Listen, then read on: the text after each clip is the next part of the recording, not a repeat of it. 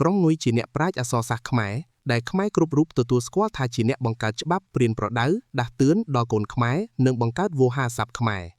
ប្រវត្តិរូបសង្ខេបក្រុមងុយជាកវីនិងតន្ត្រីករខ្មែរម្នាក់ដែលបានលេងក្រមាគាត់បានទទួលការអប់រំជាព្រះសង្ឃនិងជាអ្នកធ្វើដំណើរនៅចុងសតវត្សទី19និង20ដែលត្រូវបានគេស្គាល់ថាជាកវីរបស់ប្រជាជនសំណេររបស់គាត់លើកំណាព្យត្រូវបានបោះពុម្ពដោយវិទ្យាស្ថានពុទ្ធសាសនបណ្ឌិតគាត់បានស្លាប់នៅអាយុ81ឆ្នាំក្នុងឆ្នាំ1936គេមិនដឹងពីថ្ងៃខែកំណើតរបស់អ្នកភិរមភាសាអ៊ូហៅងុយទេប៉ុន្តែឯកសារបានអះអាងថាលោកប្រសូតនៅឆ្នាំ1865ត្រូវនឹងពុទ្ធសករាជ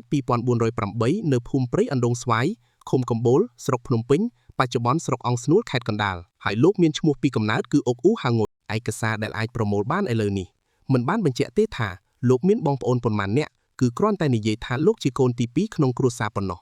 បិតារបស់លោកគឺចៅពញាធម្មមេធារាមេឃុំកំបូលនាមអុករីឯមាតានាមអៀងជាបុត្រីរបស់ចៅពញាមុខមេឃុំស្ពានថ្មស្រុកខេត្តជាមួយគ្នា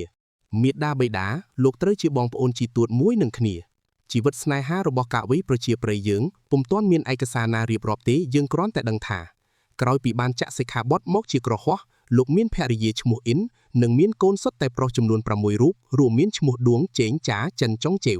តាមការបញ្ជាក់របស់លោកយីធុនក្នុងចំណោមកូនលោកទាំង6រូបមានកូនទី5ដែលមានទេពចកោសលខាងសំនួនវោហារហើយក៏ល្បីល្បាញផងដែរក្នុងឈ្មោះថាអាចចុង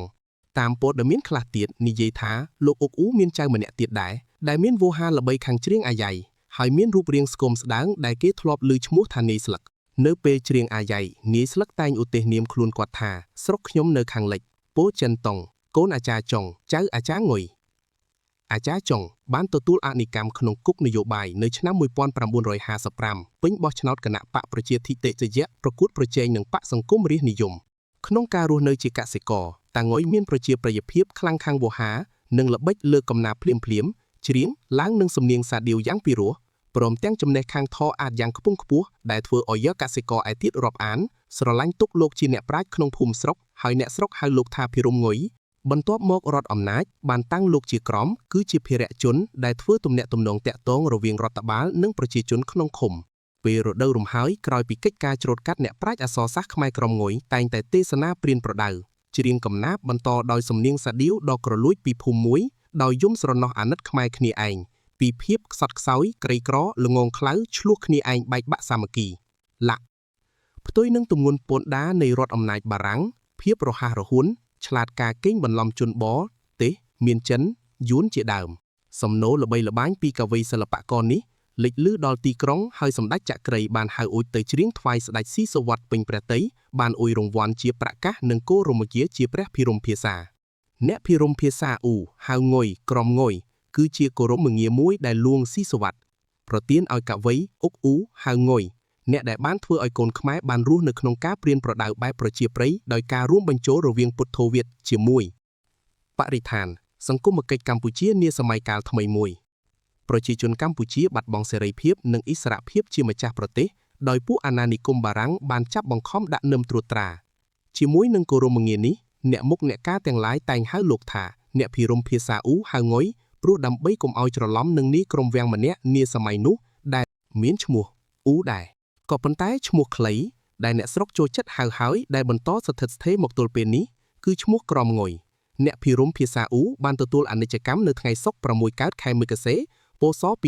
2479កស1936ក្នុងជនមាយុ71ឆ្នាំដោយជំងឺទល់លាមកការសិក្សានិងស្នាដៃកុមាรงុយបានចូលរៀនលេខណផតអក្សរសាស្ត្រនៅវត្តអង្គបឹងចកភូមិបៃស្គរឃុំបៃចានដែលជាស្រុកកំណើតរបស់លោកគាត់ជាក្មេងឧស្សាហ៍រៀនសូត្របានបួសជាសាមណេរចេះធម៌អាថ៌ជ្រៅជ្រះហើយកាលពេញវ័យ21ឆ្នាំសាមណេរក៏បំពេញឧបសម្បទាជាភិក្ខុដែលបានសិក្សាធម៌ឲ្យអាក់ស្វាក់ស្វែងរៀនប្រែព្រះត្រៃបិដកដំបូងក្នុងសំណាក់លោកគ្រូអាចារ្យទឹកគង់វត្តបឹងចកភូមិបៃស្គរឃុំបៃចានស្រុកភ្នំពេញខេត្តកណ្ដាលបន្ទាប់ពីប្រែព្រះត្រៃបិដកភិក្ខុងុយយោស្វែងរៀនឧបសគ្គនេកម្មដ្ឋានក្នុងសំណាក់ព្រះអាចារ្យជាច្រើនកន្លែងទៀតពេលរដូវរំហើយក្រោយពីកិច្ចការច្រូតកាត់អ្នកប្រាជ្ញអក្សរសាស្ត្រខ្មែរក្រមងុយតែងតែទេសនាព្រានប្រដៅច្រៀងកំណាព្យបន្តដោយសំនៀងសាដៀវដ៏ក្រលួចពីភូមិមួយដោយយំស្រណោះអាណិតខ្មែរគ្នាឯងពីភាពខ្សត់ខ្សោយក្រីក្រល្ងងខ្លៅឆ្លោះគ្នាឯងបែកបាក់សាមគ្គីឡាក់ផ្ទុយនឹងទម្ងន់ពន្ធដារនៃរដ្ឋអំណាចបារាំង ភាពរហ័សរហួនឆ្លាតការកេងបន្លំជន់បទេសមានចិនយួនជាដើមសំណួរល្បីល្បាញពីកាវ័យសិល្បករនេះលេចលឺដល់ទីក្រុងហើយសម្ដេចចក្រីបានហៅអ៊ុចទៅច្រៀងថ្វាយស្ដេចស៊ីសូវ័តពេញប្រតិយបានអ៊ុយរង្វាន់ជាប្រកាសនិងគោរំយាងងារជាព្រះភិរមភាសាបន្ទាប់ពីបួសពីសាមណេរបួសនេនបានប៉ុន្មានឆ្នាំលោកបានសឹកលាចាកសិក្ខាបទទៅបម្រើមេដាបិតាហើយបានធ្វើជាស្មៀនរបស់ឪពុកលោកក្នុងការដើររហូតពន្ធស្រូវអាញាហ្លួងនៅអាយុ21ឆ្នាំលោកបានបួសម្ដងទៀតដោយបំពេញឧបសម្បទាជាភិក្ខុបួសផឹកនៅក្នុងវត្តដដែលដោយមានឧបជានាមសាស្ត្រលោកគ្រូសូត្រស្ដាំនាមជ្រូកជាកម្មវាចាលោកគ្រូសូត្រឆ្វេងមានអង្គជាអនុសាវរណ៍សូមបញ្ជាក់ថាក្នុងការបំពេញឧបសម្បទាជាភិក្ខុព្រះនាមគ្រូឧបជាដែលបំពោះមានសារៈសំខាន់ណាស់សម្រាប់ព្រះសង្ឃពុទ្ធសាសនាក្នុងការឧទ្ទិសរំលឹកមួយជីវិត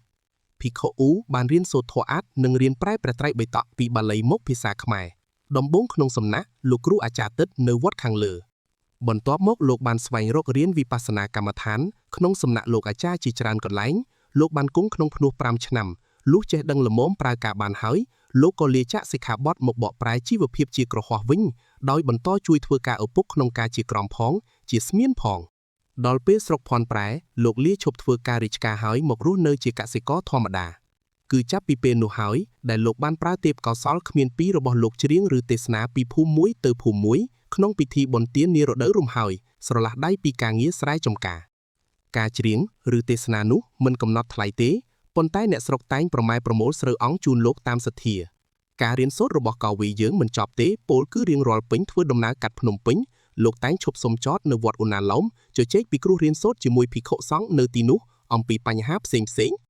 តាក់ទងនឹងពុទ្ធសាសនាដំណើរចកច្រប់ច្រៀងទេសនារបស់លោកអុកអ៊ូបានល្បីដល់ស្ដេចហើយព្រះបាទស៊ីសុវត្ថិដែលគ្រងរាជជំនាន់នោះក៏ត្រាស់បង្គាប់ឲ្យចូលគាល់និងច្រៀងថ្វាយរហូតលោកបានទទួលគោរមងារភិរមភាសាជាប់រៀងមកដោយដែលបានរៀបរាប់ខាងលើអ្នកភិរមភាសាអ៊ូហៅងំមិនបានសរសេរកំណាព្យដែលលោកស្មូតច្រៀងនោះដោយខ្លួនឯងទេហេតុនេះហើយទើបពុទ្ធសាសនបណ្ឌិតអញ្ជើញលោកមកច្រៀងយឺតហើយអូនស្រឡាញ់បងទុកស្នាដៃរបស់ក្រុមងុយដែលគេរកឃើញរហូតមកដល់សព្វថ្ងៃនេះរួមមានផ្សាយ1ច្បាប់ល្បើកថ្មីជាបទកគតិឆ្នាំ1922 2ច្បាប់គេកាលថ្មីជាបទព្រំគិតិឆ្នាំ1922 3សេចក្តីរំលឹកដាស់តឿនជាបទពាក្យ7ឆ្នាំ1931 4ពាក្យការប្រដៅជនប្រុសស្រីជាបទពាក្យ7មិនដឹងកាលអាចក្នុងឆ្នាំ1935ព្រោះថាស្នាដៃទី5បណ្ដាំក្រមងុយជាបទព្រំគិតិក្នុងរវាងឆ្នាំ1935បើតាមលោកយីធុនដដែលបានឲ្យដឹងថានៅមានដៃផ្សេងទៀតរបស់ក្រមងុយដែលគេរកមិនឃើញឯកសារសរសេរប៉ុន្តែអ្នកស្រាវជ្រាវមុនបានចាត់ទុកថាជាស្នាដៃរបស់លោកដែរគឺចម្រៀងស្ដីអំពីការប្រែប្រួលនៃស្រុកទេសកតញ្ញូកតវេទីត្រៃលក្ខណ៍ចម្រៀងស្រីប្រុសកិត្តិស័ព្ទលោកតាក្រមងុយគឺជាកវីម្នាក់ដែលមិនសរសេរនៅកំណាព្យកាព្យឃ្លោងដែលលោកច្រៀងនោះឡើយស្នាដៃរបស់លោកដែលគង់វង្សមកដល់សព្វថ្ងៃនេះកើតមានឡើងដោយការអញ្ជើញលោកទៅច្រៀងនៅវិទ្យាស្ថានពុទ្ធសាសនបណ្ឌិតនៅភ្នំពេញហើយធ្វើការកត់ត្រាទុកលោកប៉ែនជីវស្លាប់ឆ្នាំ1977ជំនាន់ខ្មែរក្រហមធ្លាប់បានអះអាងថាលោកបានស្ថិតនៅក្នុងក្រុមស្មានវ័យក្មេងដែលមានភារៈជួយកត់ត្រាចម្រៀងកំណាព្យរបស់ក្រុមងុយតាមការរៀបចំរបស់លោកស្រីស៊ុយហ្សានកាប៉េលេសដែលជានាយិកាវិទ្យាស្ថានពុទ្ធសាសនបណ្ឌិតនាសម័យនោះឯកសាររបស់លោកយីធុនដែលត្រូវបានបោះពុម្ពផ្សាយដោយសាលាក្រុងភ្នំពេញមានចំណងជើងថា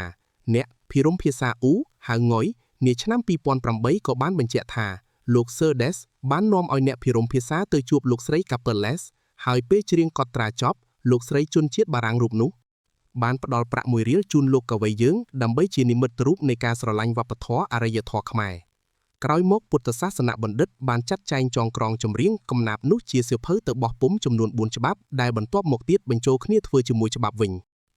ការគ្មានទេមិនមែនគ្រាន់តែស្ថិតនៅត្រង់ជើងការពីរោះពោពេញទៅដោយខ្លឹមសារជ្រាលជ្រៅនោះទេប៉ុន្តែលោកថែមទាំងមានទេពជាកោសល្យក្នុងការដេញចាប៉ីខ្សែមួយឬខ្សែដៀវថែមទៀតផងពេលលោកសូត្រកំណាព្យលោកតែងដេញចាប៉ីខ្សែមួយកំដរដែលបន្ថែមនូវការតាក់ចិត្តយ៉ាងអស្ចារ្យ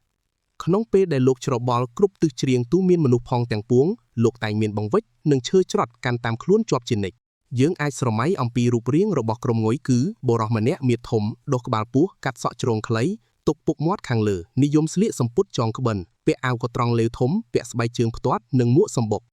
គឺរូបរាងនេះហើយដែលសិល្បករចម្លាក់បានឆ្លាក់ឡើងដាក់តម្កល់នៅបូជនីយដ្ឋានអ្នកភិរមភាសាអ៊ូហៅងុយនាទីក្រុងភ្នំពេញសប្តាហ៍ថ្ងៃនេះ បើតាមការចងក្រងរបស់លោកយីធុនបានឲ្យដឹងថាចាប់បីខ្សែមួយរបស់ក្រុមងុយអាចដោះចេញពីគ្នាហើយដំឡើងបានភ្លាមកាលណាគាត់ត្រូវការប្រើឃ្លោកនៃចាប់បីខ្សែមួយឬខ្សែឌីវនោះលោកដាក់ក្នុងបង្វិចហើយឈើច្រត់ត្រូវបានលោកយកមកធ្វើជាដងរួចដាក់ខ្សែកើតជាឧបករណ៍ចាប់បីខ្សែមួយប្រគំបានភ្លាមកិត្តិស័ព្ទនៅក្រៅប្រទេសគេឈ្មោះរបស់ក្រុមងុយបានសាយភាយរហូតដល់ស្រុកសៀមស្ដេចសៀមបានធ្វើរាជសារមកសូមអញ្ជើញអ្នកភិរមភាសាអ៊ូទៅច្រៀងថ្វាយឯស្រុកបាងកកលោកក្រុមងុយបានធ្វើដំណើរទៅនៅស្រុកសៀមអស់រយៈពេល3ខែហើយបានទទួលការរាប់អានពីសំណាក់ព្រះមហាក្សត្រនិងមន្ត្រីសៀមពេលនោះស្ដេចសៀមបានប្រទានងារជាភិរមភាសាផៃរ៉ោះលឺកើននិងប្រទានលេវអាវប្រាក់ដួងព្រមទាំងប្រាក់និងវត្ថុផ្សេងទៀតជាច្រើនតាមការរៀបរាប់ឯកសារទាំងឡាយមិនបានបញ្ជាក់ទេថាការអញ្ជើញទៅកាន់ស្រុកសៀមនោះកើតឡើងនៅពេលណា